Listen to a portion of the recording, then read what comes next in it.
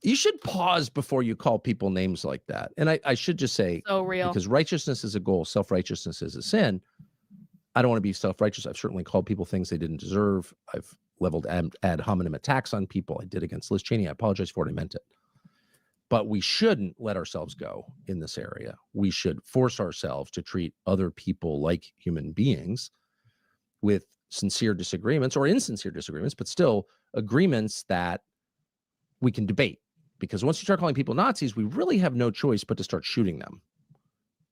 To be Dietrich Bonhoeffer and sort of reach the end of reason or even Christianity. Bonhoeffer decided Christianity's not even, he's a Lutheran pastor. Christianity's not enough. We have to kill the guy. I'm not judging Bonhoeffer, who was a great man in some ways, but that's inevitable once we decide that people are Nazis. So you kind of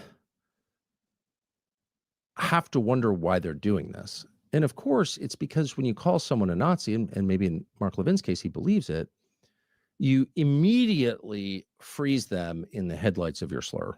Nazi. You deter people from arguing with you because no one wants to be called a Nazi. But you also, for the bystanders who aren't even directly part of the debate, you draw their attention away from what the debate is actually about. In other words, for every moment that we're arguing about who is and who is not a Nazi, answer really nobody. The Nazis have been gone for 80 years. Sorry.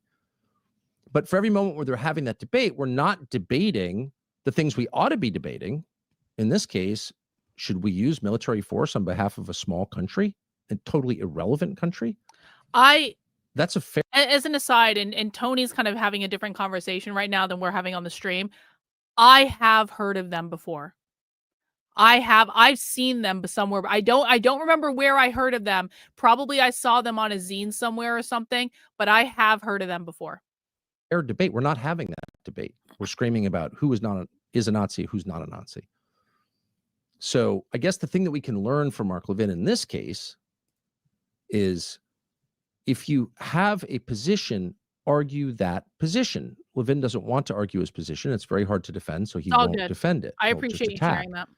But the rest of us who have a sincere position about America's relationship with Israel and the damage it has done to the Trump coalition, which we're watching it be destroyed, very unfortunately, those people should argue what they believe and not get caught in this trap of identity politics. Who's a Nazi was a right to speak. Buzz off. No.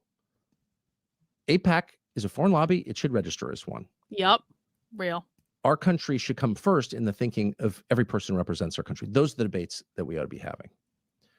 So the next lesson that we should learn from this contretemps is that you can't allow other people to define your priorities. You are an adult. You are an American. You have the right to decide what matters to you. Yes, correct. If you're having trouble paying your health insurance, or if you think divorce laws are unfair in this country, or if you think chemtrails are a problem, if you don't like fluoride in the water, if you think there should be a cap on credit card interest, whatever the issue that matters to you, first and foremost, you have a right to feel that way. No one should be allowed to talk you into adopting their enemies as your own. There are a ton of people in Washington who think the single most dangerous person in the world, most evil person who's ever lived is Vladimir Putin. Some of them really think that. A lot of them are just getting rich by saying it, but a lot of them do believe it because I know them. I know they feel that way. It's sincere. But as a percentage of the country, what percentage of the country actually puts killing Putin at the top of its priority list? Like less than 1%. It's just not a problem for most Americans. Who runs Russia? But it's a huge problem in Washington. So Washington, for a couple of years there, succeeded in convincing the rest of us to either adopt their priority. Putin is the most important thing. We have to stop Putin, or shut up about it, because if you don't, you're an agent of Putin. Basically bullied the country into accepting their list of priorities. And the election of Trump was really a refutation of that. It was tens of millions of voters saying, no, actually, our problems need a hearing. Someone needs to care about our problems. It's not just about you and your little parochial squabble. They're telling us now that Iran is the biggest problem we've ever had. And if you question that, like how many Americans have been killed on American soil by Iran as compared to the number, I don't know, killed by Mexico, which brings all our fentanyl in, not Venezuela, Mexico. You get attacked as an agent of the mullahs. Yep. And the way to think about this is, who cares? Your priorities are every bit as important as Mark Levin's, because you are a co-equal with Mark Levin because you're also an American citizen. He gets one vote, you get one vote. That's our system. So Mark Levin can scream at you all he wants and tell you must really care about affecting regime change in Iran. It is absolutely okay. In fact, it's your duty to say to Mark Levin, I don't really care. I can't afford my health insurance. Our leaders should solve that problem. And you'll be joined in that by like 150 million other Americans who agree with you, who can't find Iran on a map. They're not pro-Iran. They're not Shiite Muslims. But they have real problems and they want a hearing for those problems. They want someone else to care about those problems. That's okay. And it's interesting because people like Levin and Ben Shapiro, who at one point had this like media empire propped up by Facebook, the Daily Wire, with some good people on it. You know, it's fine. It's fine.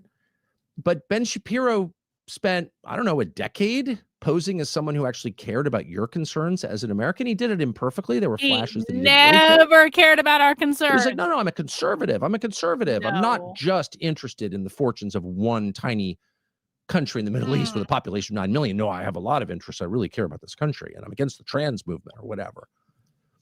But increasingly, as everyone's gotten more hysterical and prone to sort of blurting out the truth, that veil has dropped and you can see what Ben Shapiro really, really cares about. So this is a very revealing exchange that took place 6 days ago, last Thursday, on stage with Megyn Kelly. Ben Shapiro was just sitting there being interviewed by Megyn Kelly and said something. He said something like, well, Tucker Carlson's, you know, for Maduro, the communist leader of Venezuela, who I guess were on the way to killing or something, forcing out, regime changing him. And he defended Maduro. Didn't, actually. And Megyn Kelly says, well, Tucker said in his show that Maduro, most people didn't know this, whatever his many faults, I wouldn't hire him as an economist, okay? But whatever his many faults, has the most socially conservative country probably in the hemisphere. So Venezuela is just a fact. I mean, I didn't make this up. I'm not in charge of Venezuela. Just noticing that Venezuela has banned pornography, banned abortion, banned gay marriage, banned sex changes, and banned usury. You don't have credit cards with 40% interest in Venezuela. Okay. Ben Shapiro responded this way. Tucker's made the point, I'm not going to here to be Tucker's defender, but he's made the point that Maduro is culturally conservative. Who gives a shit? The guy's a communist dictator. Everyone in his country is eating dog. He's shipping fentanyl to the United States to kill Americans. Why do I give a shit whether he's anti-LGBTQ rights? Who gives a shit? I do. I'm not moving to Venezuela. I'm not pro-Maduro. But I care about that. Why wouldn't I care about that? I've got kids. Like, first of all, I'm against abortion. Sorry, unpopular. I feel that way. I think it's really sad. I would personally become poorer to end abortion, voluntarily become poorer to end abortion in the United States. That's not a choice. Don't want to become poor, but I would because I care about it. Maybe you don't. Maybe you're offended that I do, but I care about it. Lots of people care about it. I don't think pornography is good. That really hurts people. You know, I don't think pretending that the sexes are the same is good. And you claimed that you didn't think it was good, but it turns out, quote, I don't give a shit. Maduro's against Israel. Oh, okay. I don't give a shit. Well, you spent like a decade pretending you did give a shit, that you were on the side of like normal Americans who have a mix of concerns. They definitely care about economics and they care about social issues too because they have children and they see where this is going. It's not good. That your economic condition is not the only measure of health. Your spiritual condition matters too. It's just a fact. It does. If you're totally degraded, it doesn't matter how much money you have. It's not worth it. It's not worth getting the whole world. Wait. Are you fucking shitting me? Guys, earlier today, Mark Levin released an episode on Rumble called Tucker exposed. And in his tweet where he released this Tucker exposed episode, which I'm sure was not a backlash to Tucker doing this whole episode shitting on Mark Levin says, "You don't want to become a Tucker Carlson at the age of 56. He's apparently going through some kind of public midlife crisis, and it's ugly and embarrassing. His gibberish, word salad, evil and hateful bigotry, platforming of Hitler's sympathizers and the likes of Fuentes, plus the weird, awkward fits of laughter are deeply troubling. I only reply to all this craziness when attacked, folks." For example, yesterday, he went full nuts on his clown show. I'm not talking about his fear of contrails and assaults by demons, just full nuts. Here is a reminder of his scary pathology. Let me see. Is this just released today? Is this today, right?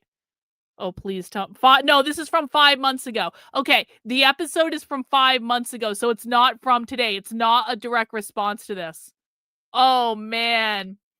I wish he had done a direct response to it, but I kind of want to watch it at some point, but maybe not right now. If it was a direct response to it, I would totally watch it today, but that's fucking hilarious. So Tucker apparently struck a nerve.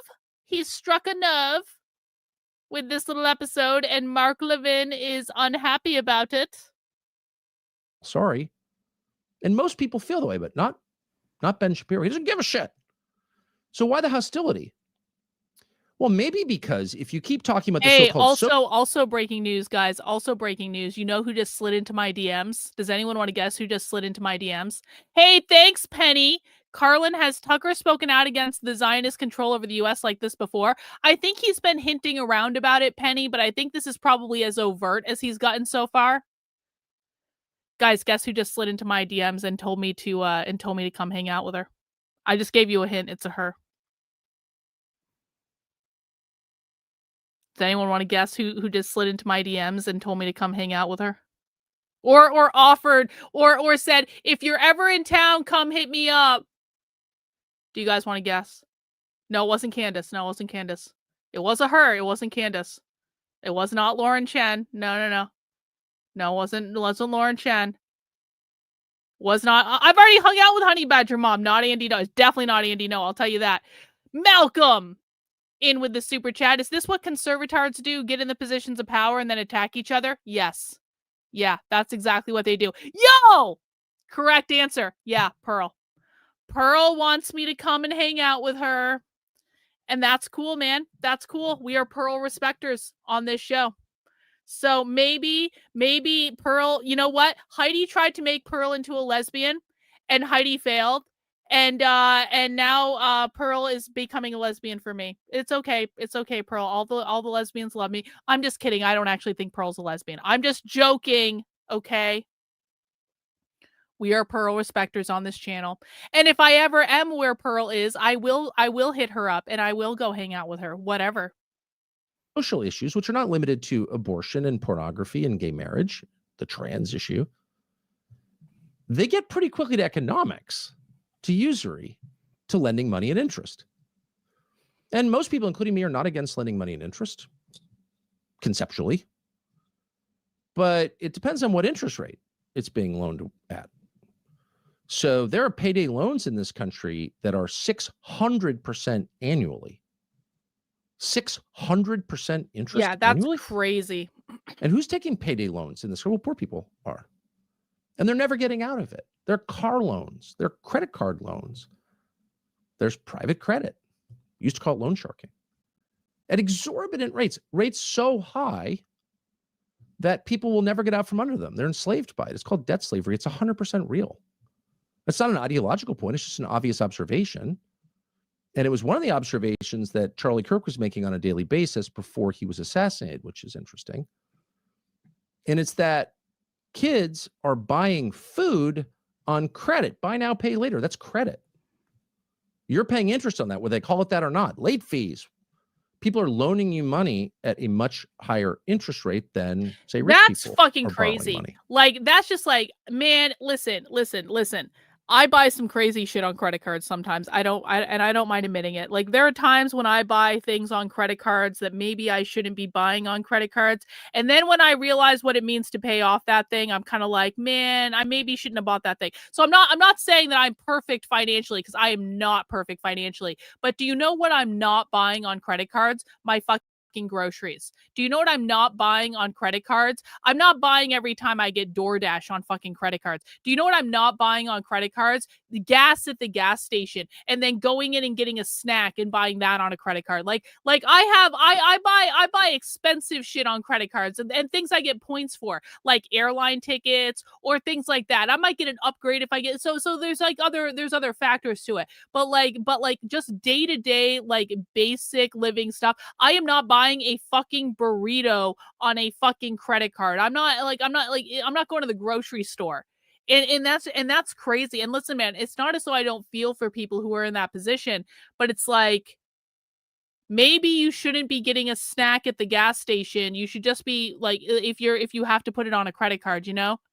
It's like, maybe you shouldn't be getting DoorDash if you need to put it on a credit card. You just need to go to the store. Like, I mean, I don't know. Oh, damn it.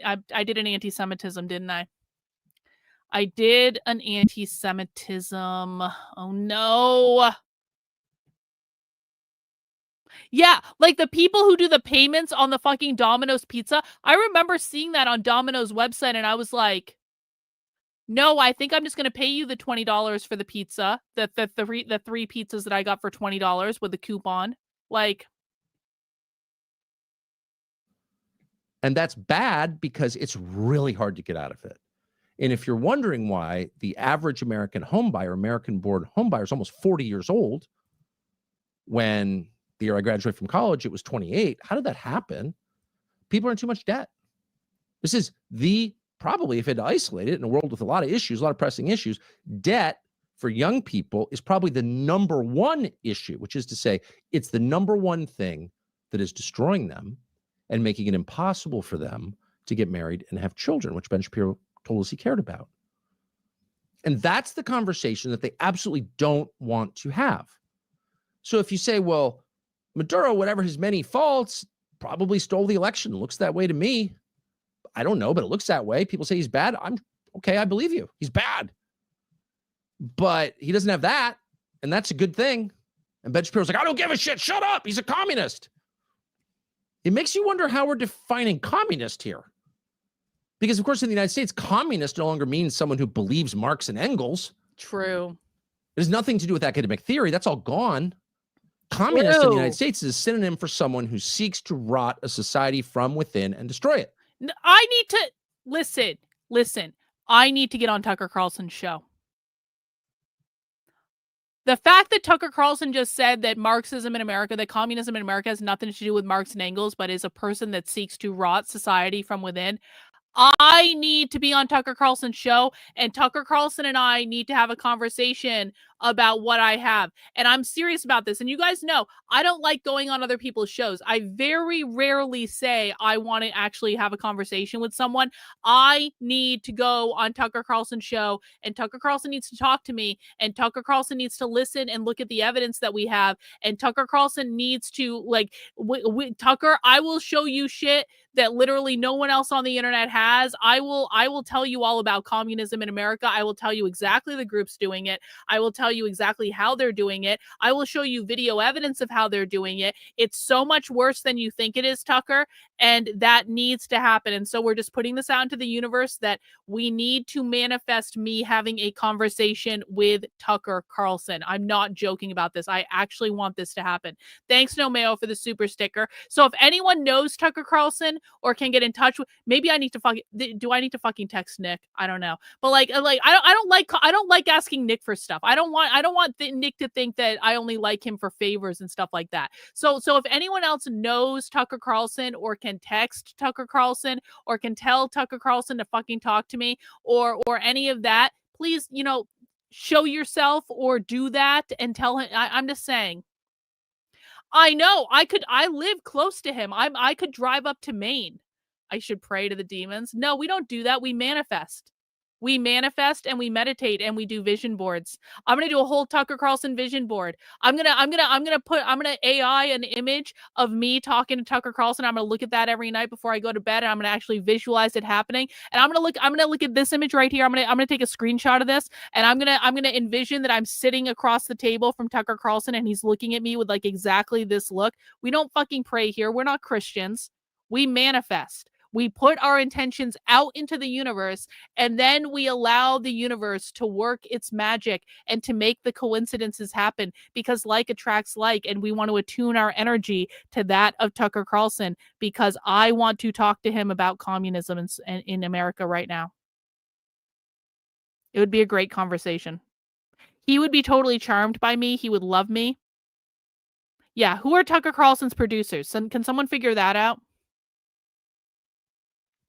Mel K already knows me. I've been on Mel K several times. I don't know if I want to talk to Roseanne, to be honest with you.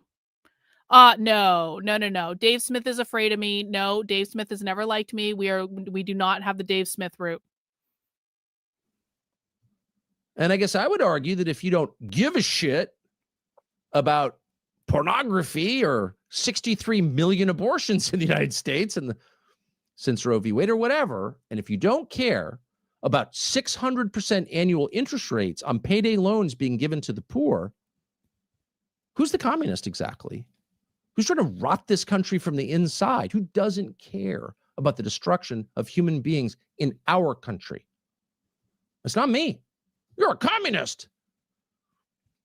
So I thought a lot about this. I didn't want, you never want to extrapolate too much from a single clip. You don't want to be cruel to people. You don't want to be unfair. Having been unfair many times, it weighs on me. Don't want to do that. So kind of looked around. Is this consistent with Ben Shapiro's worldview? Does he think GDP, the aggregate economic activity in a country, the bottom line number, really doesn't tell you that much? But for simple people like Ben, who aren't sophisticated in their understanding of economics, that's important. GDP.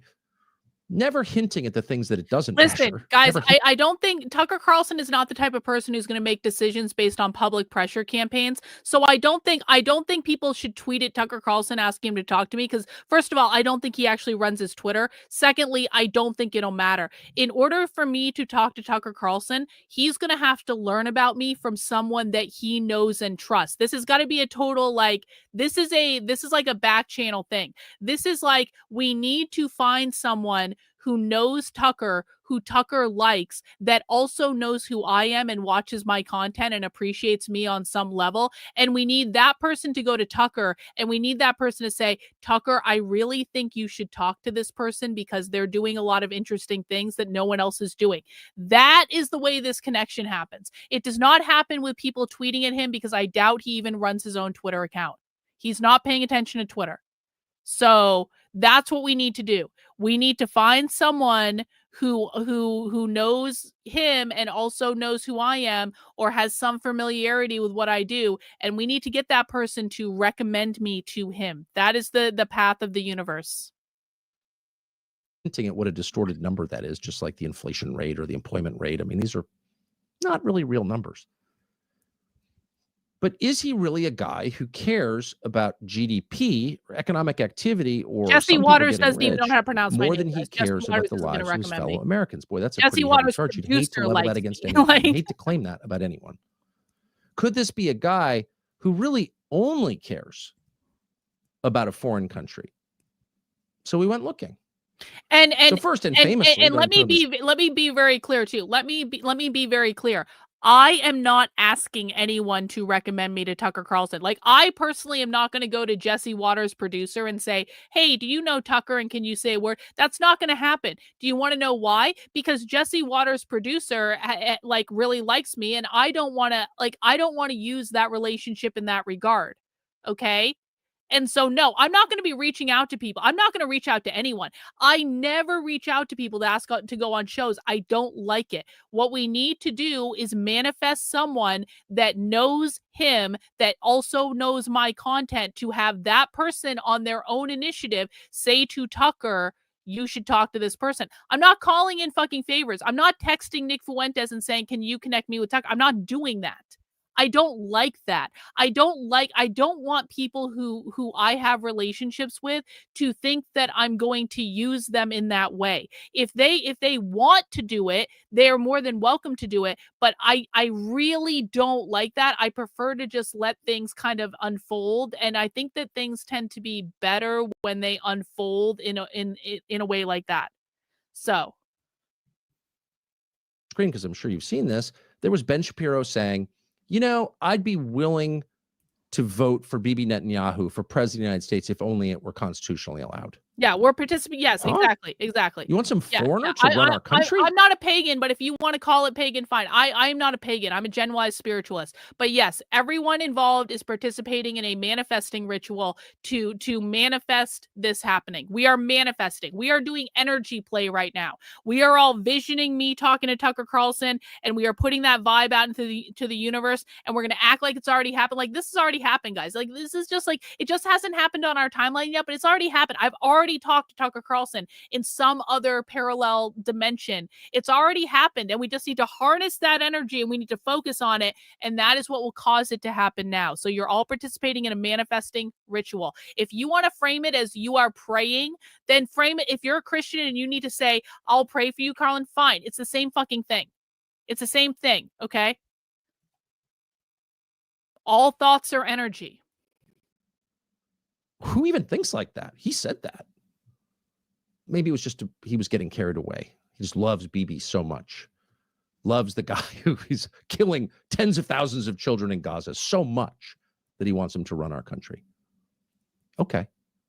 But then we found a couple of other clips, which are recent, that give a window, not just, and I hate to be mean to poor Ben Shapiro, who's clearly going away as a media force. Oh, shit. Fucking love Tucker's insults. I hate to be mean to Ben Shapiro, who is clearly going away as a media force. Oh.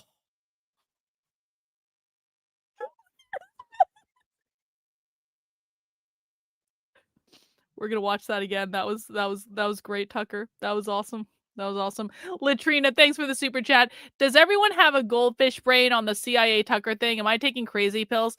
I don't care if Tucker's connected with the CIA. I don't care. I think it would be really interesting to have a conversation with him about the real far left in this country. That's it. Like, if Tucker's in the CIA, it doesn't really matter to me. It would still be interesting for me to have a real conversation with him about the far left in this country. So, you know, what can you do? You got to work with what you're given, Latrina. It's not perfect. Not everyone gets a fucking pony or a unicorn or anything like that. But then we found a couple of other clips, which are recent, that give a window, not just, and I hate to be mean to poor Ben Shapiro, who's clearly going away as a media force. I hate to be mean to him. But this does reflect the worldview of an awful lot of people in Washington and a lot of people in Ben Shapiro's world. Oh, that's great. And that worldview is the people of this country don't really matter. They can be replaced. And by the way, if you complain about the fact they're being replaced, which they are at high speed, it's measurable, then you're a Nazi and you must shut up and be punished. But those people don't really matter. They should do what they're told.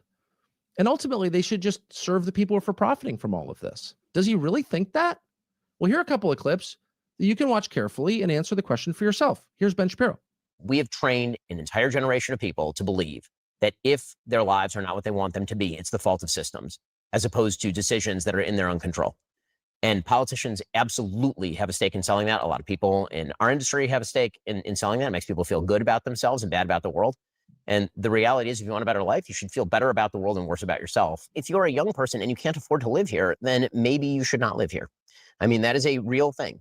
Yeah, I know that we've now grown up in a society that says that you deserve to live where you grew up. But the reality is that the history of America is almost literally the opposite of that. It's hard to know where to start with that clip. I think that's been on the internet and people are experiencing gut level revulsion when they see it, and they really should. And there's so many ways to approach that. There's so many things wrong with those statements. So childish, those statements, so lacking an understanding of people or any connection really to the country at all. Sparkling water.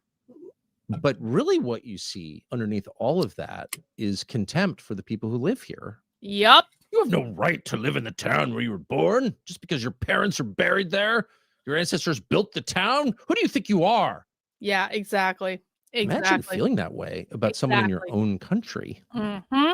Imagine having that level of contempt for a fellow American. You don't even know anything about the person. It's young people. They're not entitled to live where they want. They'll live where BlackRock tells them they can live. It's like, whoa. If you had a thought like that, I've had some ugly thoughts. I just admitted having some ugly thoughts. Boy, I would try and push it back and not express it. Ben says it without any embarrassment because he means it. Because he's That's Jewish. exactly right, because he means it. Jewish.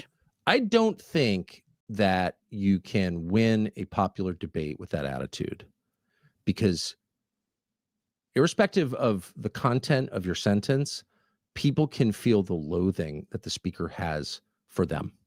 Ben Shapiro just does not care about you at all, is not even pretending to care about you. So again, it really doesn't matter what he's selling. That guy is not going to make the sale if people are free to buy whatever they want. It's like, I don't know what that guy's selling, but he doesn't like me. I can feel it right away. Yeah. If you can't defend your little country in the Middle East without foreign aid from the United States, then maybe you shouldn't live there. If you need someone else to pay for your defense, maybe you should move to a different neighborhood. Maybe you should go somewhere else. If you need people to fight your wars for you, then maybe you should go someplace where those wars would be less likely to happen. Tommy's at another university. All right, I was thinking about doing a catch-up stream with Tommy later. Maybe we'll do it. I don't know. We're gonna have to see. We'll see. Maybe we'll watch it tomorrow for happy hour. We'll do a whole happy hour based on Tommy. He doesn't care at all about me at all, and he thinks so little of me. He's not even gonna like put on the dog. He's not even gonna like try to pretend to care about me. And a guy like that, he really needs censorship and bullying. So true. To succeed. Yes. Because the free market does not reward a man like that. Bullying. At all, ever. Because people don't like it. Why would they like it? So real. Here's another clip that makes basically the same point that is in some ways even more disgusting, maybe less well known. Here's Ben Shapiro telling you that if you ever want to retire, stop working to pay off your 50 freaking year mortgage. You own the house, really, for 50 years. Okay, no, I'm renting it. I'll be 90 by the time I pay it off, which of course I won't, because I got all kinds of other loans too. So if you complain about that, if you had these dreams of like working really hard and retiring, how dare you? How dare you? Here's Ben Shapiro. No one in the United States should be retiring at 65 years old. Frankly, I think retirement itself is a stupid idea unless you have some sort of health problem. It's totally insane that you believe that you should be able to work from the time that you are essentially 20 to the time that you are 65, which is a 45-year period, pay in, and then you will receive Social Security benefits sufficient to support you and your family, you and your wife or whatever, for like another 20 years. That's crazy talk. Yeah, it's crazy talk. Like, how dare you? How dare you want to retire? Now, the conventional response to this, I've heard people say it, is, well, Ben Shapiro can say that because he's a podcaster. He's not climbing ladders for a living. And if you climb ladders for a living, you know, or do any kind of physical labor, even light physical labor, your body breaks down. It's just a fact. And if you're around people who've done it, you know. Can I just talk about it? I need to, I'm fucking old, okay? I am old. And I used to be able to do things when I was younger. I used to run when I was younger. And then I fucked up my knees and my legs real bad. And I also used to be able to do, my back hurts all the fucking time. Can I just cut right to the chase? I'm 44 years old and my back hurts all of the time. I don't know how a man works a physical labor job up into the 40s, 50s. I'm sorry. Anyone that works a physical labor job, by the time you hit your 40s, your back is already fucked. And you're lucky if your knees aren't already fucked. And I don't understand how they do it. I don't know how they do it. Like I got like I try I try to clean like parts of my house, and like I give up on cleaning like half an hour into like whatever I'm trying to clean or organize or whatever, because my back is already hurting so bad I can't fucking stand it. And it's just like, for people who do those jobs, I don't know how they do it. And Tucker is absolutely right. Like I sit on a fucking chair all day. I sit on a chair because my back doesn't hurt when I sit on the chair, right? I'm not out working a fucking construction job. Ben Shapiro is not working a fucking construction job. He's not working a moving job. He's not working any sort of job where he has to get up and lift heavy shit and all of that stuff. And he wants people to do that into their 80s. That's just like, that is sheltered, and that is fucking elitist, and it's gross. The time they get to 50, they're limping and they're in pain. That's why they're, you go to these little towns around the country, and most businesses are gone. There are no furniture stores or no toy stores. Like, they're all gone. They're all at Walmart. And if you're in your 20s and you're giving me advice about what to do about my back, I don't want to hear it, because you don't understand yet. If you're in your 30s and you're giving me advice about what to do with my back, I don't want to hear it, because you don't understand. You are going to wake up one day and your back is going to hurt too, and there ain't going to be fuck off you can do about it, because you're getting older, and that's just what happens. And so if you're in your 20s and 30s, you don't know shit about shit. Shut up. I don't want to hear from you. You don't understand. You will understand someday. And you will look back on this moment and you will say, Karlyn was right. I didn't understand. I didn't get it, but now I do. They're a husk. But what you do find next to the, the drug rehab places are chiropractors. There are a lot of chiropractors throughout the country. It's because poorer people, working class people, blue collar people are aching. They have trouble walking. Their backs hurt. So retirement for a man who climbs ladders is a little bit different from a man who hosts a podcast. But that's not even the point that I would make. That's true, of course. He's pure contempt for people who work with their bodies, and he should be judged for that. But I think it's deeper than that. It's like, how dare you tell me when I should retire? Who are you exactly? Who gave you the moral authority to judge when I retire? That's insane. You're like a child who's got some deal with Facebook or whatever, whoever you are. You are not God. Thanks, Cynthia. You have no right to talk to me. Whoa. You've had 46 surgeries and you're on meds at 6. Damn, Cynthia. Damn. Well, I appreciate the super chat. Oh my God, I cannot even imagine. But you do, because you have no respect for me. You have no love for me at all. And it does kind of point to the core problem, not with Ben Shapiro, who will not be a factor in America in 5 years. I can promise you that. Or Mark Levin. Let's hope he gets better. No, it points to the problem with their leaders. They don't like the people they lead. That's it right there. They have no love for the people they lead. And all leadership is based on the patriarchal model. The father is a good father because he loves his children. He may make mistakes, but ultimately he comes back to true north because he loves them. That's what keeps him honest, his sincere love for his children. That is the model for all leadership. That's the model for leadership in the military, in a company. That's the model for rhetorical leadership. You want people to follow you. You want to sell your ideas to them. You want to convince them that what you're saying is true. Show some love for them. Demonstrate that you love them. You care about them. Why are we doing this? Because we think it's better for you. Shapiro and all of these guys, they don't make an effort to do that because they don't feel that way at all. Shut up, cattle. You're a Nazi. Give us the money for our preferred little country, or else we're going to denounce you. Man, those attitudes are incompatible with leadership and, in fact, with democracy itself. You can't have a country of 350 million people governed by boutique goals and concerns. I really care so much about this thing, and you better care about it too, or else I'm going to attack you and deplatform you. It doesn't work. It's illegitimate, actually.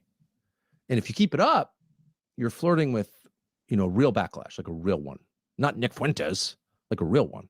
So cool it. Listen to other people. Yeah, Don't treat not them like like cattle. not like Treat them Nick, like a human real one. beings. Exactly, Tucker. And finally, the last lesson to learn from all of this is that there is no Amalek. Deuteronomy describes a tribe that is beyond redemption and must be killed, period, because they have blood guilt. Their DNA, as Mark Levin explained on Twitter, makes them evil, and they must be destroyed, every one of them. Not just the fighting age men, but their wives and their kids and their parents all must be killed, because we're not just killing a foreign army, we're killing a strain of genetics, because that's where the sin comes from, their genetics. We do not acknowledge that. We cannot allow that attitude. That will wind up like Rwanda right away, like quickly in our lifetimes. We will see mass killing if we don't get that attitude under control. It's the attitude that animated the Nazis. It's the attitude that really is behind all mass slaughter in history, and we can't have it in the West, period. So once you accept that, then you also have to acknowledge that there are no permanent enemies, that we disagree with people. We may violently disagree, passionately disagree. I hate what you're saying, but we all, and this is a Christian imperative as well, but also it's like a prerequisite for continuing to exist. You have to acknowledge and say out loud that if people change, or if you change, because we all do change, and when we're under pressure, we change much more quickly. All of us are changing right now. It's imperceptible to us usually, but keep a daily diary and look at it 5 years from now. You're a different person. You change. And so do all the people around you. And because that is true, some people will change for the worse. Some people will change for the better. We cannot have permanent enemies, period. It's immoral to imagine that someone must always be your enemy. That he's an Amalekite or whatever. That is immoral. And it's also, by the way, cutting yourself off from one of life's greatest joys, which is finding common humanity with another person and deciding, wait a second, I really dislike this person, but all of a sudden I'm seeing this person as a person whose concerns are not exactly the same as mine, but close enough. I've been thinking a lot about this lately, not necessarily in the same way that Tucker is talking about it, which is like, finding common humanity with people that you don't like and whatever. And that's all fine, well and good. And I feel like I try to do that a lot when I'm studying the left, but I've been thinking about this in terms of just like general human relationships lately. And I've been thinking about how, I don't know, this might be a little woo-woo and esoteric, and maybe people will get what I'm saying and maybe they won't. I've been thinking about how I'm really only interested in, like,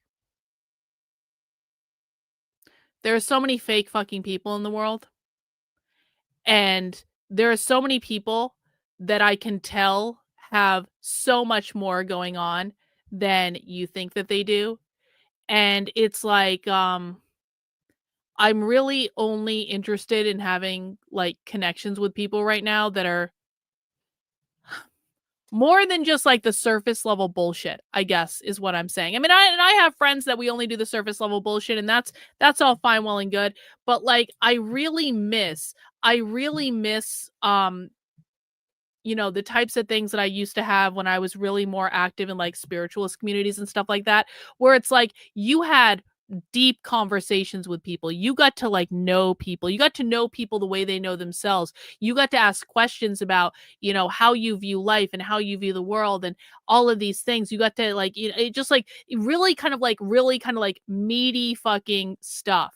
And I really miss that. And I feel like being on the internet, it's like I can't do those things, because if I say something to someone in private, there's always the possibility that that person is going to screenshot something or keep a recording, or they're going to take it out of context and they're going to twist it to me in the worst.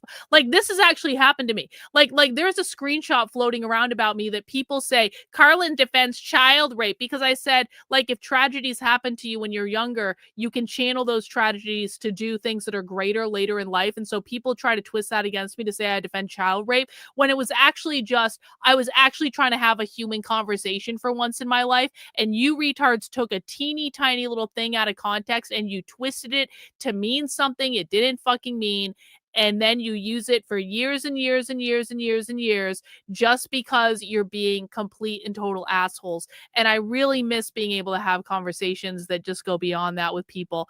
And like, it's like, I don't know.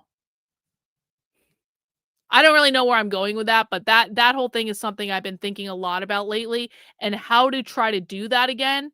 And there are people that I do have those types of conversations with, and I do have those types of relationships with, but it's just like, if we can't have like, if we can't connect on more than a surface level, then I don't see the point a lot of the time, if that makes sense. Let's see, Angry Gringo over on Rumble. Let's see with the Rumble rant. If you cannot be criticized, you cannot be in power. No exceptions, no sacred cows in America. Yeah, I 100% agree with that, bro. Great super chat. Actually, this person is saying something really interesting, and I'm learning and I'm changing and I'm becoming much more aware of who this person is, and I really like it. In other words, there's no greater joy than the joy of reconciliation. That's the story of the prodigal son. Yeah, he did all kinds of indefensible stuff. Yeah, he wasted dad's money. Yeah, he acts like a total asshole. Okay, but he's back, and we're going to celebrate it. That's the greatest, most profound joy that there is, being reunited to another person, discovering that actually, I really like you. I thought I didn't, but now I do, because there are no permanent enemies. We have to have that attitude. Yeah, I agree with that, actually. And it's with that in mind that I announce with sincere pleasure that I really like and respect Anna Kasparian, and not because both of us have total contempt for the lunatic running Israel right now, Bibi Netanyahu. Yo! But because I sincerely think that Anna Kasparian, while she disagrees with me, I'm sure, on a million issues, is motivated by a desire to figure out what is best for the country that we live in. It's not about Israel at all. Sorry, Mark Levin. It's about us. And I think Anna Kasparian really cares about the United States. And so with that in mind, I'm just very happy to introduce her now. Anna, thanks so much for coming on. Thank you for having me, Tucker. I appreciate it. I'm worried about where this is going. I'm worried about all the Nazi talk, not just because it's directed at me and you, but because once you start talking like that, it's kind of hard to walk it back, and it's kind of hard to disapprove of violence when the people you're calling Hitler get killed. Like, how could you be sad when Hitler dies? So where are we going, and how do we stop the introduction of like Nazi, Hitler, fascist into our conversation? We need to pull back on that, I think. Well, obviously you're right about that. There's no question. And I think what you're also correct about is the fact that these words are specifically being used in a way to intimidate people and persuade them to avoid speaking out against what they find to be a huge problem in our country's priorities right now. And what I would like to say to anyone who's been smeared as an anti-Semite when they don't have any hatred in their hearts at all for the Jewish people is, don't let them win when they do that to you. Because you know in your heart you're not an anti-Semite. You know in your heart that you're not a Nazi. The people closest to you in your life know that. And so you as an American have every right in the world to be critical of the fact that regardless of which presidential administration we're talking about, our priorities are messed up, and there isn't enough focus on all the various aspects of American society that are completely falling apart right now as we speak. You know, there's been political violence in this country. I'm going to put my cards on the table and say, you know, I've been guilty of using inflammatory rhetoric, certainly. But I think what you're saying here is important, especially as it pertains to how Americans communicate with one another about these incredibly controversial issues. I get that people get passionate, but you have to understand the motivations of the person who's trying to smear you, number one. Number two, if you are met with this type of rhetoric from a fellow American, you're so right. Do not become what you claim to hate. Don't become hateful yourself. I allowed that to happen to me to some extent during Trump's first term. I have a lot of remorse about that because Yo, has Anna Kasparian been self-reflective about the fact that she was a little bit of a crazy person during Trump's first term? I have a lot of respect for Anna Kasparian, man. I think Anna Kasparian is a badass bitch, and I wouldn't want to come up against Anna. Like there are a lot of people that I'm not afraid of. I'm actually slightly afraid of Anna Kasparian. I would not. Do you guys know how there are people who are like, Karlyn, I really wouldn't want to piss you off? Do you know who I don't want to piss off? I don't want to piss off Anna Kasparian. Like, I really like. I don't want to piss off Laura Loomer, and I don't want to piss off Anna Kasparian. And Laura Loomer, I kind of did piss off because Laura Loomer, I posted a clip of Nick calling Laura Loomer a whore, and then Laura Loomer unfollowed me on Twitter. But I didn't piss her off that bad. All she did was unfollow me, and I was on Nick's side anyway, and so it was fine. But I absolutely would not want to piss off Anna Kasparian. I'm slightly terrified of her. Let's see. Rye the Guy, thanks for the $10. The great thing about social media is that you get to meet new people. The terrible thing about social media is that you get to meet new people. You run into some of the best and worst of humanity. Ain't that the truth, Rye the Guy? Ain't that the truth? because I think there are a lot of really great people in this country. They voted for Trump. Turns out I don't care. Doesn't matter who they voted for. It doesn't say anything about who they are as people. And more importantly, they're my fellow Americans who have participated in what makes this country great, which is our ability to voice our support and cast our ballot for who we feel is best to represent us. So I just think there's something kind of interesting happening in the country right now that gives me a little bit of optimism, gives me a little bit of hope. People are starting to see beyond partisanship and instead kind of understand, okay, wait a minute, we're all Americans. It feels like a lot of the framing around partisan divides is completely manufactured and in fact is utilized by members of the media to divide us and to distract us from the fact that our government is not focused on taking care of us. And so I just really want to drive that point home. Don't fall for the gross rhetoric. Don't partake in it. And try to see the humanity in everyone before you allow yourself to devolve into the very thing that you hate. Now, I will say it's really hard for me to practice that when it comes to members of the IDF and Netanyahu in particular. But I think your message is the correct message. So I saw this. I've been brooding about this for the last couple of days because I am worried that the violence will accelerate. And I've been in countries where this happens. It gets to a certain point, and your cousin gets killed, and at that point, you can't think clearly, and you get swept up in it. That is a very familiar cycle to anyone who's seen it. So the only way to stop that is by controlling our own behavior and by being honest about it. And as I was thinking about this, I saw that you apologized to someone publicly for something that you had said about him. And it was weird that we were having the same thoughts at the same time. But can you explain that? Sure.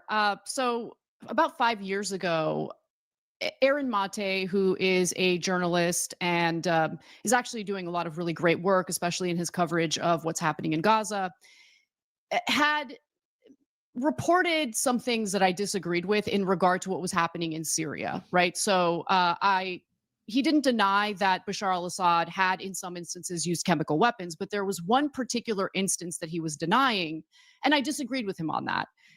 Who's right, who's wrong, that doesn't even matter at this point. I don't even know why I allowed that one minor disagreement to basically whip me up into this crazy frenzy and this been there, baby. Right? Yes. Where all of a sudden I'm like, no, Aaron Mate definitely, he's getting funded by the Russians. Definitely funded by the Russians. And so on TYT one day, Cenk and I were discussing Syria and I just blurted that out. And I was in a different headspace at that time. I'd like to think that I've matured a little bit since then. And I just kept doubling down. I wouldn't apologize. There were some circumstantial things that I would point to, but really nothing solid to prove that Aaron Mate is funded by the Russians. And so over the last year in particular, I just kept seeing his posts on X. I actually was on a panel with him on Piers Morgan's show, and he and I were very much on the same page in regard to the topic we were discussing. And every single time he would come up in my mind, I've just felt really bad about myself because I smeared him and I never apologized. And that's not okay. And so I came across another one of his posts today that I liked on X. And I was like, you know what? Now is the time. It's been 5 years. It's embarrassing that it's been 5 years. Now is the time for me to practice what I preach, to lead by example and apologize to him unequivocally. I really hope everyone who has ever smeared me on the internet is experiencing the exact same type of inner turmoil and pain over the fact that they have spread ridiculous lies about me, ridiculous lies about my family, ridiculous lies about my friends. I really hope that and by the way, I do know there are people who have done that who feel bad because they've come to me in private and said so. But I really hope the people who have not yet put on their big boy pants and apologized to me, I really hope they suffer every single fucking day with the knowledge that they're liars and they engaged in a smear campaign and they did it because they were jealous that my platform grew and theirs didn't. And they should do some self-reflection on that and really kind of dig deep about why they're such assholes on the internet, and they should fucking apologize and actually mean it. Naruto, my dad turned 70 this year and still runs his own drywall company. He doesn't really believe in retirement. Well, some people want to work until they die, Naruto. That is definitely a fact. And I think I saw a super chat from Rottweiler as well. Thank you. For better or worse, I still have to give credit to Kasperian for having the ovaries to reach out to her political opponents. No more puppeteer BS. Indeed. And I was met with grace. He was very, very kind and he accepted my apology. And I'm very grateful for that. But there's another point I want to just quickly make about this. If you are in the media, understand like we are all flawed. And you're right, Tucker, we all do change, some for the better, some for the worse.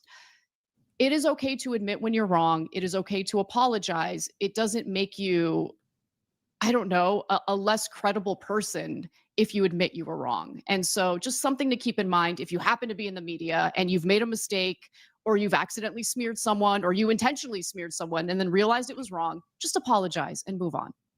I just think that's such a beautiful story that you just told, and really at the heart. But of it's also everything a I care about. lesson. And It's also a lesson that like,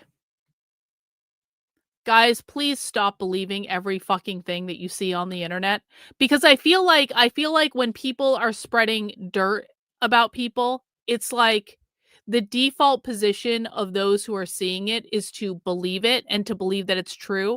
When in fact, if someone is spreading dirt about someone else, unless you have like unless there are like, here is proof that this actually happened, like with Harmeet Dillon, when Harmeet Dillon told me she cared more about my capitalization of the term overthrowing the government than she did about stopping communists in college campuses.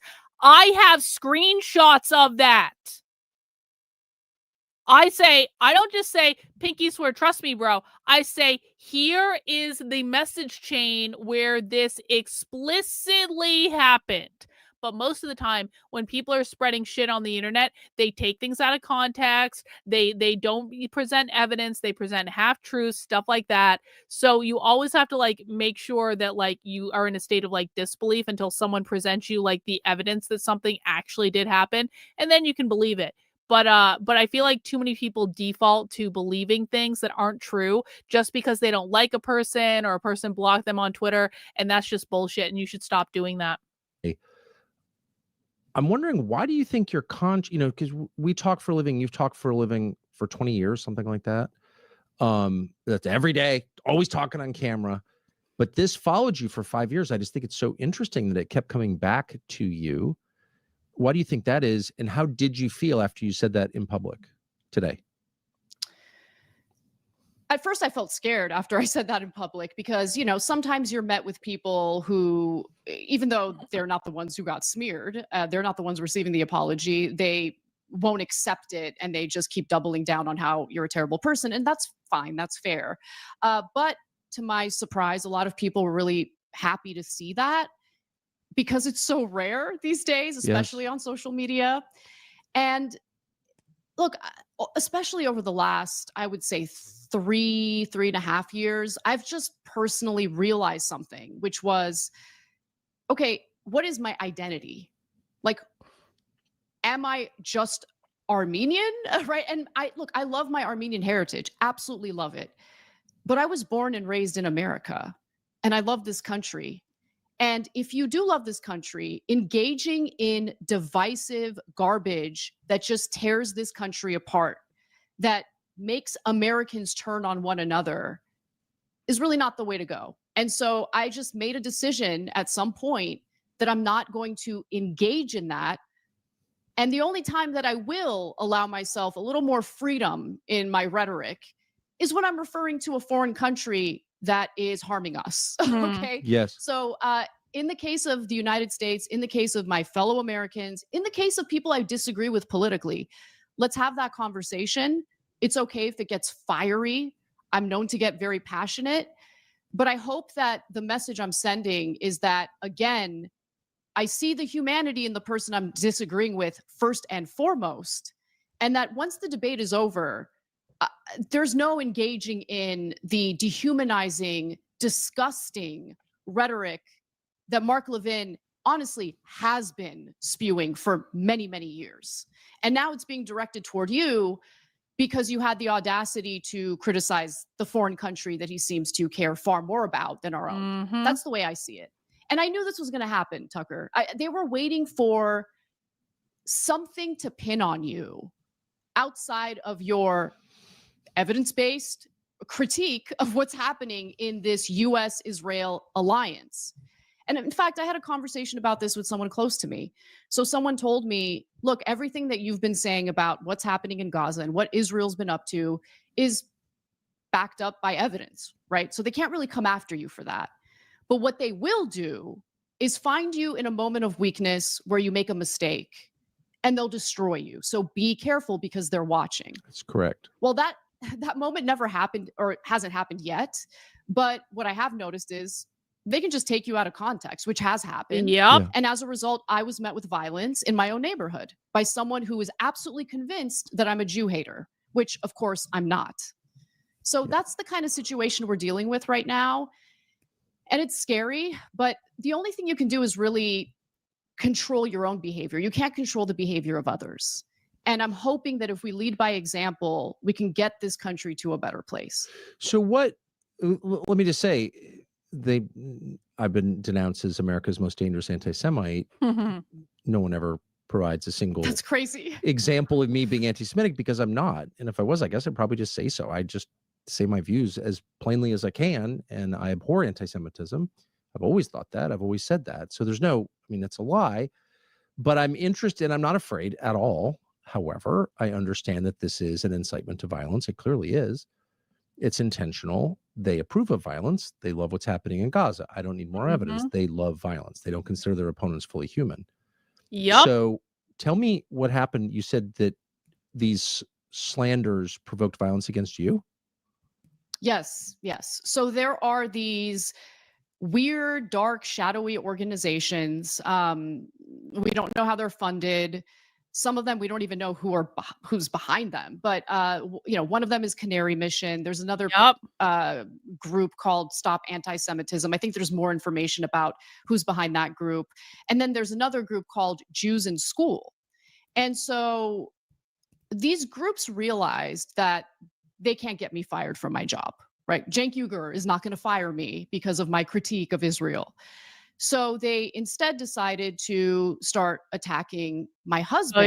And they're trying to get him fired from his job, even though this is like the most apolitical guy. When I met him, I'm like, oh, are you into news and politics? He's like, no. I'm like, oh, what are you into? Sports. that was it. I'm like, you're perfect for me. Good husband. I agree. It's good. Right. And they've been relentless in taking me out of context. And sure enough, one morning as I was walking my dog, a woman who I've actually seen in the neighborhood before, we had never spoken to each other, but we've passed by one another without incident. She's standing in the middle of the sidewalk, just kind of blocking it, and her dog is going nuts.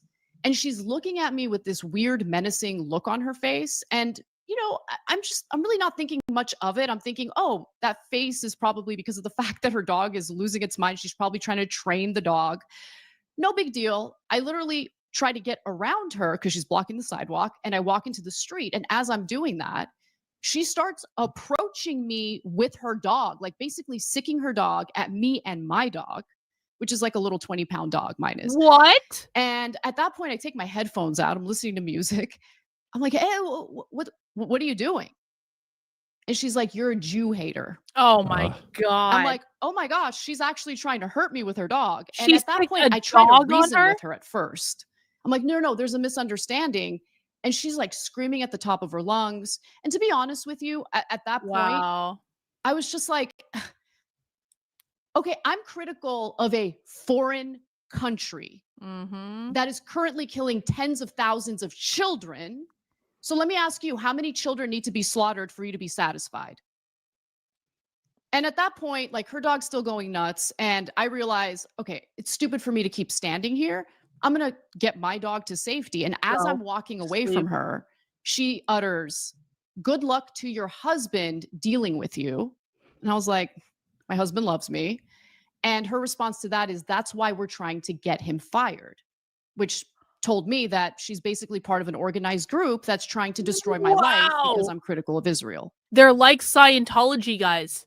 It's like Scientology. When someone leaves Scientology, they send the crazy Scientologist to their house with the video cameras, and they just insult them, and they make websites about them. Canary Mission, and this, I'm actually making a real comparison now. Canary Mission is basically like Scientology. Canary Mission makes websites about people. Canary Mission sends letters to people. They post all these crazy things. Canary Mission has been targeting pro-Palestine college students for years and years and years. It's like they're like the fucking Zionist version of Scientology. Yeah. And so I am smart enough to understand that it is stupid to conflate people like this with the entire Jewish population. I will never let these people win and turn me into an anti-Semite, ever, ever, ever. Amen. I my agree. absolute best friend from high school, she's my sister. I love her. She's Jewish. I go to Passover Seder with her. And it's ridiculous to just go around smearing people. But here's what I will say. This type of behavior is exactly... Hey, Amalek, off topic, but did you see that Enrique Tarrio and all of his friends, like literally all of his friends, tried to do a hit piece show on me, and I bent him over and fucked him on his own show? Did you happen to see that? Because I was very proud of myself. Speaking of the Proud Boys, I think the Proud Boys should actually be ashamed to have Enrique Tarrio as the noble leader, because it was me versus 4 of his friends who were all talking in his ear while he was on the show. And I know it was 4 of his friends because I could see all of them in the studio, but they just weren't on the screen. So it was Enrique Tarrio plus 4 of his friends feeding him information about me in his ear, and I still bent him over and fucked him on his own show. And I think the Proud Boys should be really ashamed of the person that is leading their organizations. And Imlek says, yes, they should be ashamed because they're retarded. Yeah, the whole thing was fucking retarded. It was gay. And I made Enrique Tarrio my bitch, and I just want him to cry about that and feel really ashamed about that for like the rest of his natural life. What leads to anti-Semitism. Yes. Because if people feel like they're being targeted like this, if people feel like there's a group of people that's trying to destroy their lives, their livelihoods, make sure that they end up out on the streets with nothing, I mean, what do you think that inspires in people's hearts? Anger, rage, hatred. You know, Barry Weiss just interviewed Senator John Fetterman and asked, like, oh, why do you think there's this rise in anti-Semitism? It's the social media platforms. It's the algorithms. How could they do this? That's the No, algorithms. Barry, we keep seeing children slaughtered. And guess what? Americans don't like that. How about stop slaughtering the children? And this issue that you're, fired up about might actually calm down a little bit. But they just don't get it because they think that Israel is entitled to doing what it's doing. And I disagree. Yeah, and I don't think that I should be required to pay for it or denounced as a Nazi. But it's interesting and very distressing to me, since I spent my whole life on the right, whatever that is. I'm beginning to ask, what is that exactly? Mm-hmm. But I thought that one of the pillars of non-liberal thought, one of the main reasons Trump got elected last November, was because we on the right are opposed to censorship. And I sincerely am on the deepest level. I would never submit to that under any circumstances, because I think it's the thing that separates the free from the enslaved. If you're free, you can't tell me what to think or say, period. And of course, it's the most American of all values. So I thought that that was a sacrosanct principle and that it would never be violated by anyone. And we can disagree, but like you could never try to prevent me from saying it. And I wake up and maybe I just missed this. I didn't know this. All of a sudden, everybody I know, Barry Weiss and that creepy guy from the Babylon Bee, and all these people, it turns out like the creepy they guy spend all from day Babylon Bee thinking about how to prevent other people from talking and working to prevent other people from talking. Barry Weiss is at the top of that list. Here's a media executive, the head of CBS News, whose real interest is imposing censorship on the country on behalf of another country. Yeah. I don't know. Does that shock you? Or maybe I'm just too naive. I did not see. Tucker really just said the quiet part out loud. But he basically just said that Barry Weiss is in Mossad. He's like, Barry Weiss is just like trying to censor people. CBS News, whose real interest is imposing censorship on the country on behalf of another country. I don't know. Does that shock you? Or maybe I'm just too naive. I did not see that coming at all. Yeah, you're a little bit naive. So I didn't see it coming. I think I am. I agree. Because the truth is, there are very few people who are sincere in wanting to protect free speech. Because as soon as there is speech that offends their sensibilities, all of a sudden they're not in favor of protecting free speech. So protecting speech matters the most when you are hearing speech you dislike. Yes. Because you have to think about how wanting to censor people who are engaged in rhetoric you don't like is definitely going to come back around to you. And, as someone who has been on the left for most of my adult life, right? I remember thinking to myself, for all the people on the left who are like hell-bent on engaging in censorship, do you guys understand history? Do you know how this is going to work out for you if you keep engaging like this? And so I just think that what's particularly gross about what's happening in this current moment is that the censorship has to do with speech that is critical of a foreign country. That's right. Yep. And that's unacceptable. Okay, it's unacceptable. We are able to be as critical as we want of our own government, which should also be protected, obviously. But the idea that, the other thing I want to just quickly say, I know this is a little bit of a tangent, but I have to get this out. Ahmed Ashara playing basketball with members of our military in the United States White House on U.S. soil, okay, a so-called former Al-Qaeda terrorist visiting New York City for the UN General Assembly is such an insult to the American people.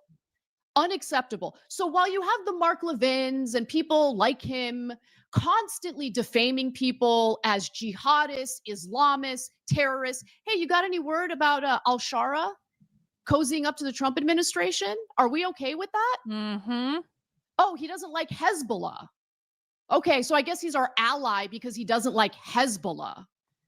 It's just disgusting how much our government, again, regardless of which administration we're talking about, I mean, the Biden administration probably would have done the same thing, to be honest with you, right? And it's just sick to me that all of a sudden, actual terrorism, the terrorism that took out thousands of our own people and ended up dragging us into lengthy wars in the Middle East that killed more of our soldiers and tons of innocent civilians, by the way. That's okay. We're just going to forget about that. We're going to wipe the slate clean because this Al-Qaeda terrorist doesn't like Hezbollah and is good for Israel. It's insane. It's absolutely insane. Well, and the irony is, I really want to get that out. The irony, no, and I'm so glad you said that. I mean, it raises a lot of questions about 9/11, by the way. I was told that Al-Qaeda did 9/11 and killed 3,000 Americans. And I spent 20 years adjusting my life accordingly and covering all this nonsense around the world and really believing that. So if that's true, how do we have an Al-Qaeda leader playing basketball with American servicemen? A. B. Did Tucker figure out that the Jews did 9/11? Did he just give us a little hint that he's figured out that the Jews did 9/11?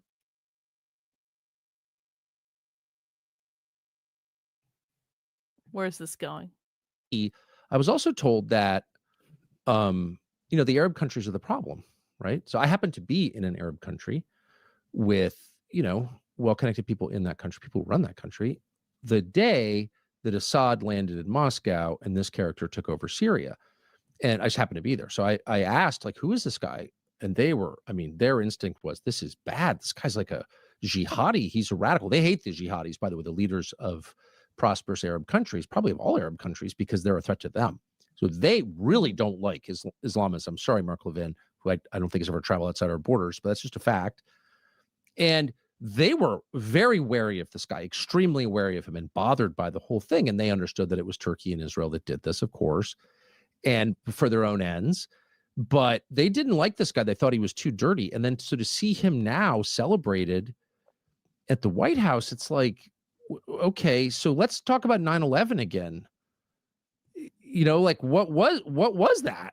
Did that evoke those questions in your mind? I mean, absolutely. But Tucker, I'm the bad guy because I acknowledged FBI files that detailed the so-called dancing Israelis. Yo! Okay, I'm the bad guy. But and there it is. Yeah. Tucker's figured it out. He knows. Damn. Yo, guys, are we on an arc where Tucker just goes scorched earth on everyone? Is that the plot line that we're in? Charlie Kirk gets assassinated. Everyone loses their mind and starts infighting. And Tucker figures out that the Jews did 9/11 and he's sick of this shit. Oy vey.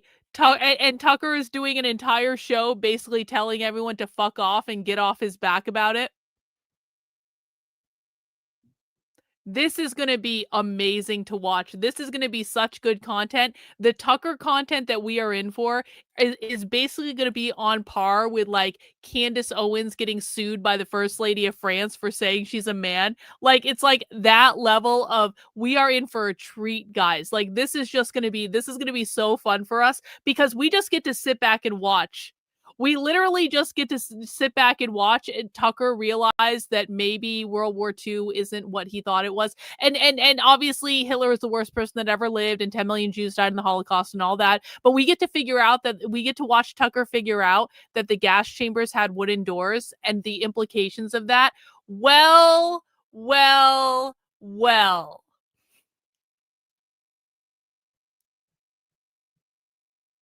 Tucker does an entire show about wooden doors.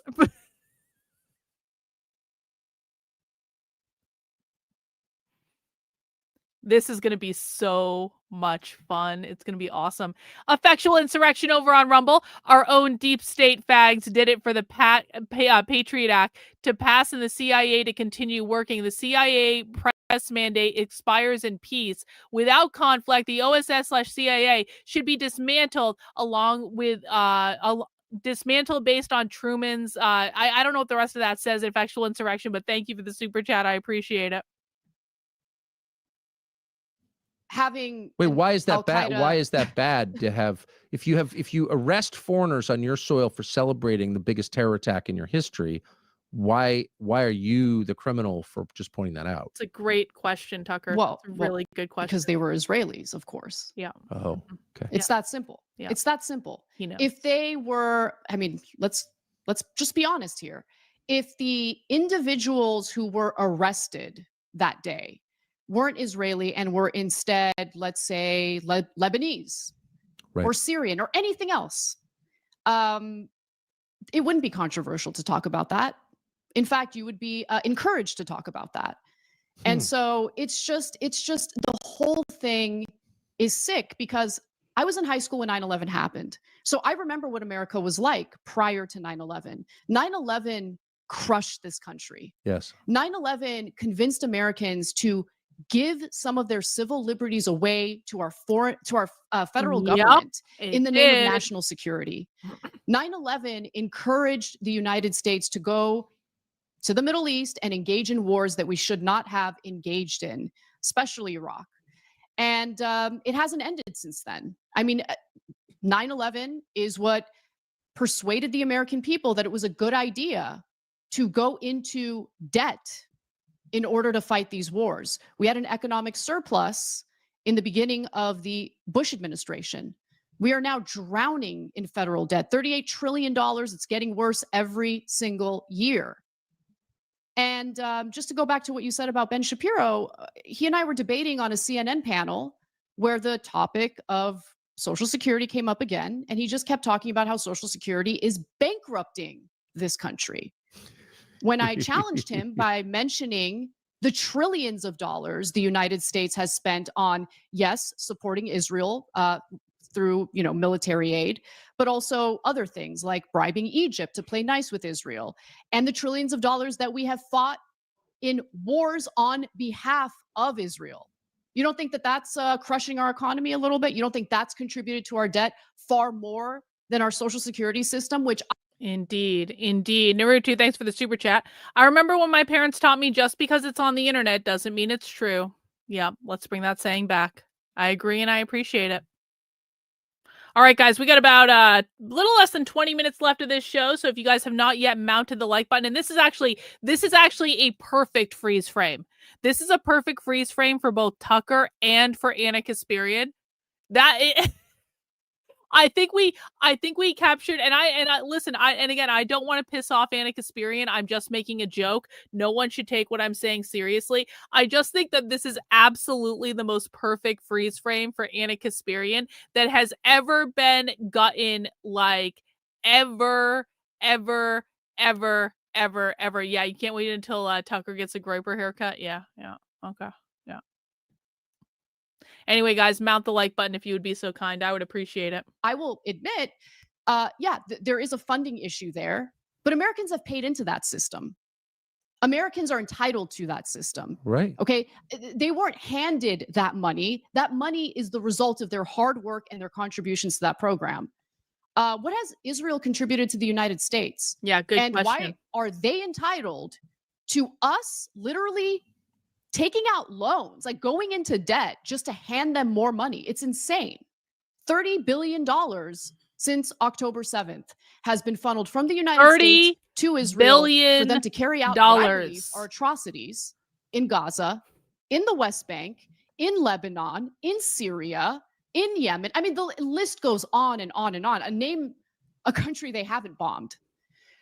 So I just think that it's important to have these conversations. And I understand that people like Mark Levin will get very irritated by it, will get very offended by it because, well, he can't respond to it effectively or substantively. You can't defend the indefensible. The only thing you can try to do is shut people up. Yep. But some people can't be silenced. I'm one of them. You're another one of them. And they can go ahead and smear us all they want. But, when it comes to the marketplace of ideas, I think Americans have spoken in regard to who they agree with the most on this matter. And it's because they have felt the economic ramifications of the U.S. alliance with Israel. I don't see how this particular set of beliefs wins any election. So if you only care about serving a foreign power, an irrelevant foreign power, you're not getting anything in return for it. And you don't care at all about the condition of your own country, I just don't see a market for that. I mean, I disagree with it. Of course, I'm repulsed by it, of course, but as a sort of matter of democratic principle, I don't see how you get to 51% in an election with that. I just don't think that has a future at all. I think most people look at that and like, no. So why wouldn't there be some convergence from either side, all sides? Why wouldn't you have like a true, let's just argue about what to do to help America party? Like, isn't that inevitable? I feel like that's in some regard forming already. The two-party system, I don't think bodes well for the American populace. I think what actually makes a lot more sense is maybe don't fully disregard labels if that's something that you're into. You want to think about labels. But consider that there are areas of agreement, actually vast areas of agreement between the two sides, especially as it pertains to foreign policy, especially at this current moment. So the idea that I wouldn't be willing to align myself with someone on the right who I might have a ton of other disagreements with, but we have the agreement on, hey, we need to find a way to organize and get our federal government to prioritize us. I'm going to work with people who agree with me on that. I don't care where agree. they land on the political spectrum, completely you know? agree. And if they're Yeah. willing to admit fault in public in a sincere way, anyone who will do that is an ally of mine. Whether they regard me as an ally is another question, but I regard anyone willing to do that as an ally, both for moral reasons, it's my religion, but also for practical reasons. The only reason that we ineffectively bombed the nuclear sites in Iran is because no one ever acknowledged that Iraq was a mistake, Libya was a mistake, Afghanistan, the 20-year occupation was a mistake. Having nothing to do with how we withdrew, we shouldn't have been there for 20 years. It was all a mistake, and nobody ever admitted it, much less took responsibility, much less accepted punishment or sanction for it. And if you don't do that, it doesn't get better. It just gets worse. Well, what's amazing is how quickly people not only forget about all the lies that were told to the American people to manufacture consent to get us into that war, that preemptive war in Iraq, even people who remember, for some reason, allow themselves to be propagandized into believing that Iran is a real threat to America. Right.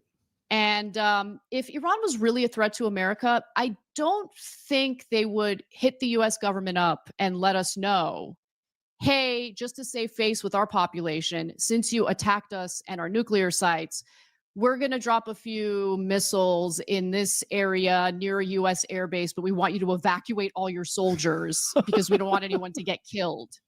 Yeah, real threat to the United States. Okay. In reality, Iran is a threat. Iran is a threat to Israel. There's no question about that. Yes. Because Iran is now the only country left that isn't willing to sit by and allow Israel to engage in an expansionist project that involves slaughter, land theft, and really much of what we've been seeing over the last 2 years. You said a few minutes ago that you're proud to be Armenian, but that fundamentally you're American.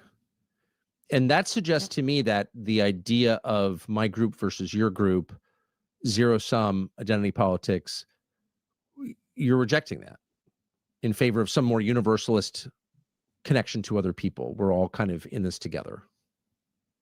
Yeah, in favor of America and Americans, absolutely. Because if my brother actually confronted me about this, and I think he made a really good point. It made me start thinking differently. He kind of referred to America devolving into like a commuter country. Right. Where people come here and they don't see themselves as Americans. They're born here. They don't see themselves as Americans. They kind of see this as like the land of opportunity.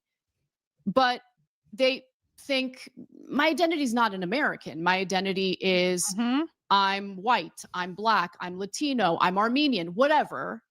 And you kind of like segregate yourself into these like high school like cliques where everyone else is your enemy, right? And you can't be thinking about Americans that way. There has to be something that bonds us together, an identity that brings us together. And that identity is that we are Americans. Exactly. We should want to see this country thrive. And I think a lot of people who do immigrate to this country want to see this country thrive. They love this country and they hate what has happened to their country, right? The freedoms that they were not afforded in their country of origin. But make no mistake about it. If you are here and you think, well, I'm just here to reap the benefits of what this country offers, but I don't really care about the American identity or experience. Then you don't get it. You just don't get it. Yep. I mean, I don't know what else to say. One of the things that I disagree with Ben Shapiro most strongly on, and I just want to be clear, I don't hate Ben Shapiro at all.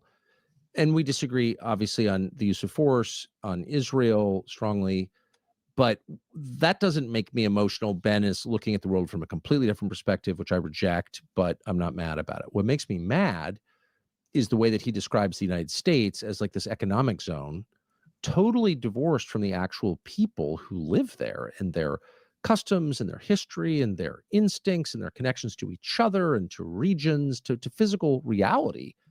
He has no regard for that at all, in the way that big companies have no regard for that at all. Like, shut up and freeze your eggs and get back to work. And I feel like that's dehumanizing. Doesn't quite describe that attitude. It's an attitude that doesn't see people as human, and in the service of what? Making money? I mean, it's everything about that I dislike. I feel like that's never challenged on the right.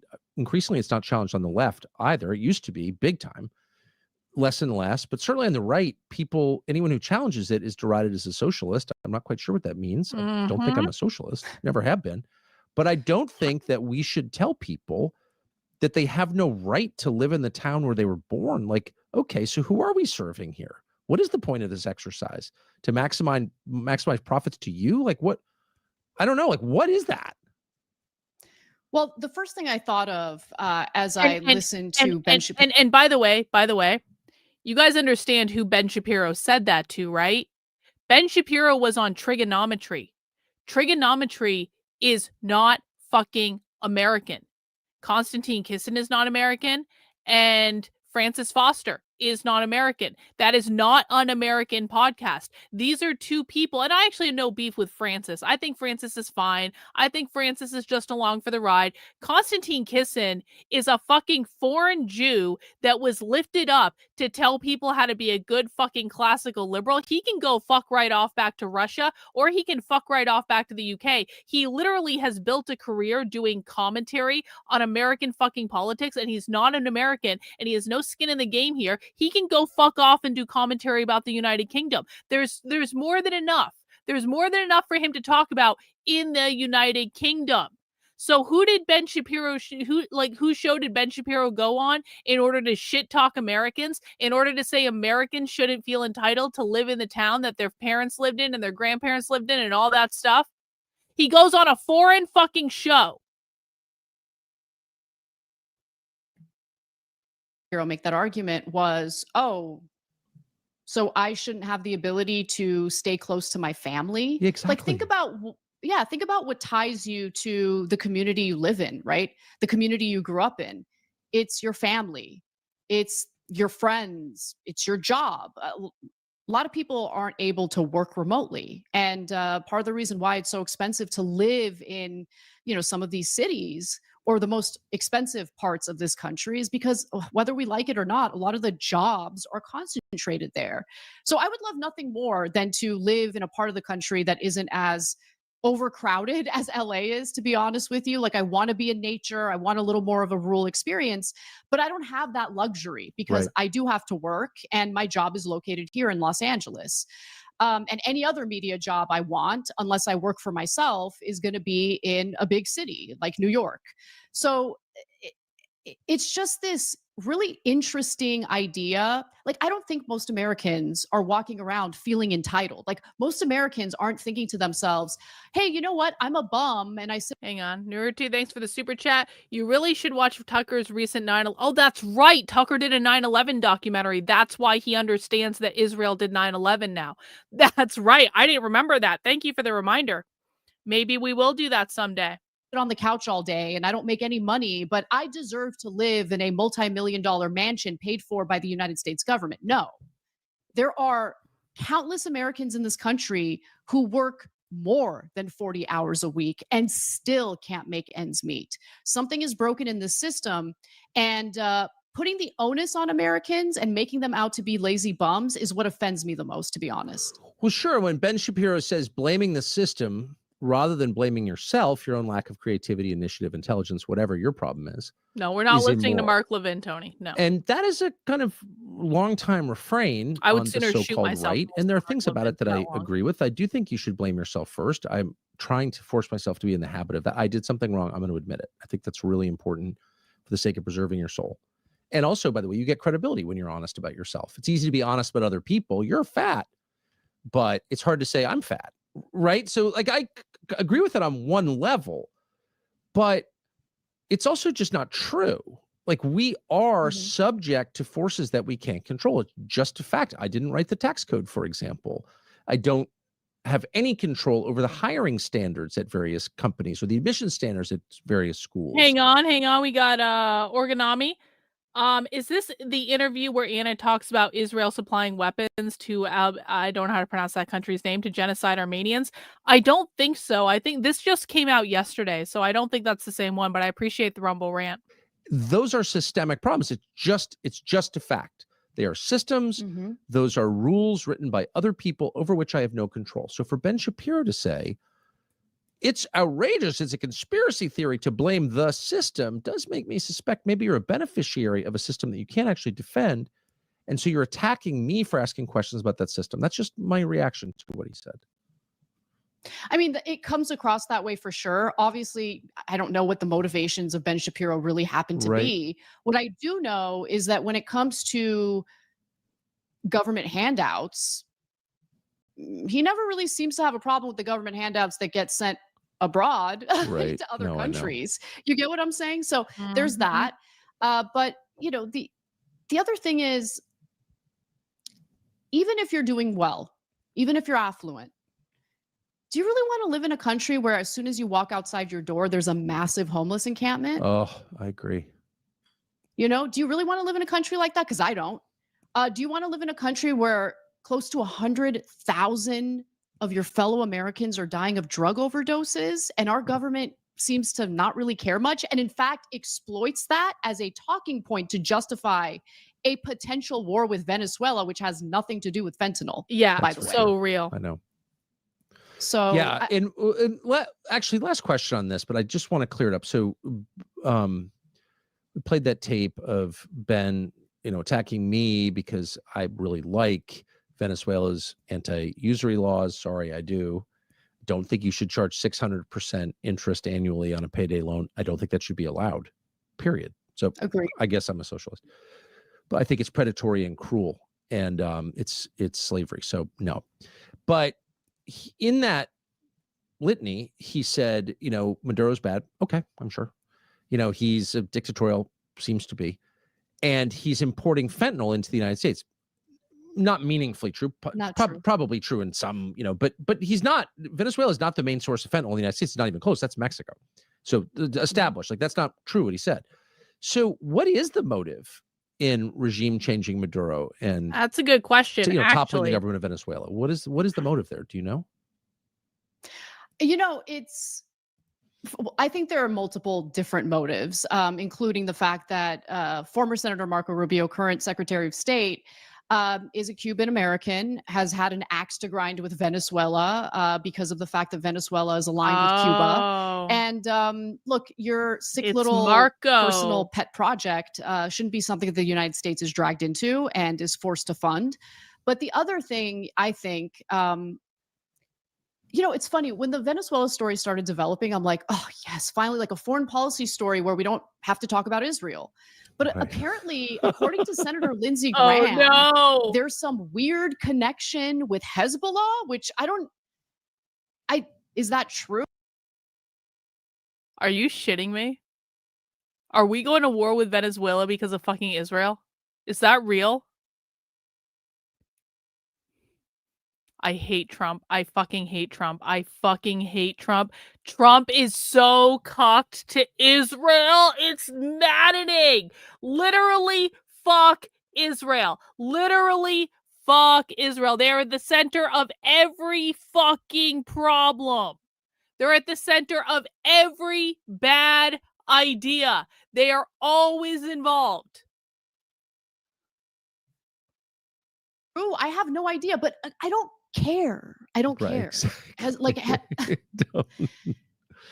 Are we going to go to war with every country that allegedly supports a militia or a group of people that are critical of or not in favor of or even at war with Israel? Like, that's crazy. That does seem to be the criterion. I heard Lindsey Graham say that, and I was reminded that I'm against the 1983 barracks bombing in Beirut. Of course, it killed all those Marines. Apparently, that was Hezbollah. I think it's a little more complicated than that, is my very informed impression. However, I'm against that. They did it. I'm mad. But as a practical matter, that was 42 years ago. Hezbollah does not play a meaningful role in the decline of the United States that I have noticed. So, like, if you're really obsessed with Hamas, Hezbollah, and to the exclusion of the issues that actually affect our country, that tells me right there that you're not serving our country, right? Cry. It's always Mhm. Israel. Yeah, I mean, yes. And We're so also, fucked. listen, if you're worried about terrorist groups that could potentially harm Israel or have harmed Israel, take it up with Netanyahu, who propped Right. up Hamas and facilitated Hamas's funding. Mhm. I mean, I think that's something that should be considered, and that's never talked about. That's never discussed. So currently, Israel, with the help of the United States, is funding these terrorist militias within Gaza. One of which, Abu Shabab, by the way, is the leader of one of them. I think it's called the Popular Front. He has ties to other terrorist groups like ISIS. So why are we cool with Israel providing arms to that group? That seems like basically setting things up for the future terrorist group that the United States will be goaded into helping Israel fight. It's so obvious if you're paying attention. So look, to answer your question, if it's not harming US national security, I don't think we should be involved unless, you know, there might be some rare instances where it does make sense to get involved, right? Maybe there's some sort of alliance that we're part of and we want to protect our ally. But I mean, bounds of reason, obviously. With Israel, there are no bounds of reason. There are no limits. And Americans are just expected to shut up and take it. And some of us have decided, no, we're not going to shut up and take it. This is wrong. Our people are suffering, sick and of this shit. our priority should be here at home. We don't want That to do was it the anymore. winning message We're done. that Trump campaigned on. I know. So put your money where your mouth is, please. Makes me sad to think about it. Anna Kasparian, clear thinker, a good person, as you proved today, I think. And I really appreciate your spending all this time. Thank you very much. Thank you, Anna Kasparian. Thank you, Tucker. Thanks so much for joining us. We'll be back next week. That's it. That's it. All right. Well, W Tucker, that was an awesome episode and I really appreciated it. And you know, I didn't know what to think of Tucker for a long, long time after he got fired from Fox News for, you know, whatever happened there. And I didn't really know what to think of him. And I always kind of liked Tucker. And even back when I was a Democrat, by the way, this is a true story. Even back when I was a Democrat, I liked Tucker Carlson, like when he was on, like when he was doing like Crossfire and stuff like that. I actually liked him back then as well. But like I've always been kind of like unsure what to think. And now I have to say, between this and the Nick Fuentes interview and Tucker basically giving the middle finger to, I am completely and totally on Team Tucker here forward. And if Tucker stays this course, like Tucker is going to be able to move mountains in the realm of like public discourse and public perception of these issues, because he's an eminently reasonable person that knows how to do the best passive aggressive backhand insults, but he is actually a reasonable person and he's having good conversations with people. And it's going to be beautiful to watch. And I think it's going to be deeply entertaining and I'm very excited about it. And so I'm on Team Tucker here moving forward for the moment anyway. So we hope he keeps that up. Anyway, guys, I will probably be back tomorrow. I will definitely be doing a show tomorrow. I was kind of thinking about maybe doing, like, if there's anything to cover with the protests, I was kind of thinking about maybe streaming tonight, but I kind of don't think so. I kind of think I'm going to be back tomorrow and we'll do happy hour tomorrow and we'll do something fun. Someone wanted me to watch the Tim Pool episode with Andrew Wilson on it because of how much stupid stuff they said about Antifa or something. Excuse me. Maybe we'll do that. Maybe we will do protest coverage. We haven't done protest coverage in a minute. Maybe we'll just have a protest coverage Friday and we'll see what is going on at the different facilities and stuff like that. Maybe we'll do that. Maybe something else will happen and we'll have to see. But guys, that's all I have for right now. I really appreciate everyone who sent in super chats to the show. Thank you guys for allowing me to do what I do. And that's it. I'm going to go hang out. I hope you guys all have a good night. We'll see you soon. Bye.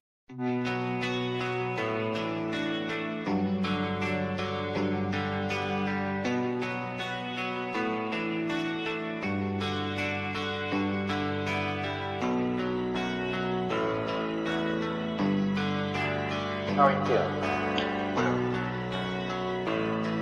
How long have you been here? 3 months, May 17th. And what brought you here? That's difficult to answer.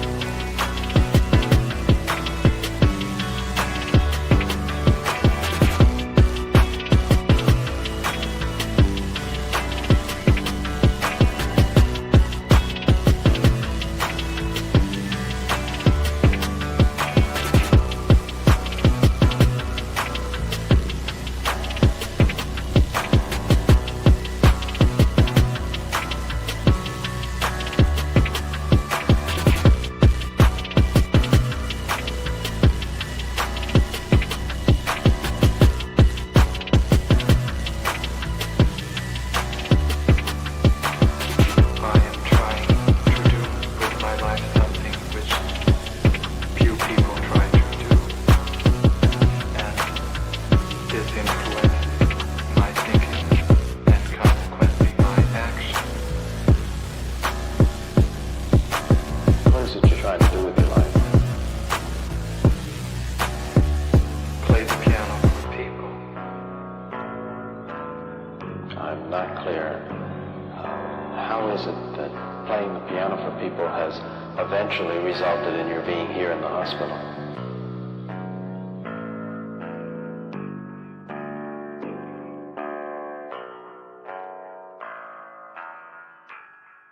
That's difficult to answer.